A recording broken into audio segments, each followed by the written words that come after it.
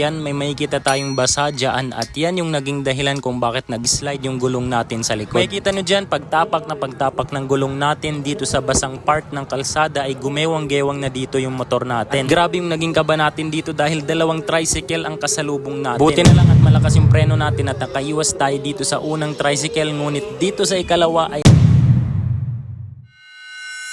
mula Maynila hanggang dito sa Marilake ay mapayapa naming binabaybay etong kalsada ng Marilake at yan kasama ko yung Honda Click na yan. Mula sa Maynila ay wala naman tayong napansin na problema liban sa yung motor natin ay kapag umaabot na ng 60 ay biglang bumababa yung RPM. Baka may nakakaalam po sa ganitong issue o may naka-experience sa'yo sa inyong Bergman kung bakit ganitong nangyayari, samantalang goods naman yung bola ko, yung drive face, yung pulley, wala naman problema. Ito naman masasabi na problema ito ng lining niya kasi umaandar naman at nakakatakbo hanggang 60. So kung na-experience niyo po ito at nakapagpaayos na kayo ay kung maaari lamang po ay mag-share naman po kayo ng idea. Kasi wala talaga akong idea kung ano talaga yung problema ng Bergy natin. At eto, back to the topic tayo at eto makikita niyo sa video natin na okay naman yung pagbabangking-bangking namin ng kaunti-kaunti hanggang sa makarating kami sa dulo ng kalsada na ito dito sa likuan nito at bigla na lang nag-overshoot yung motor natin.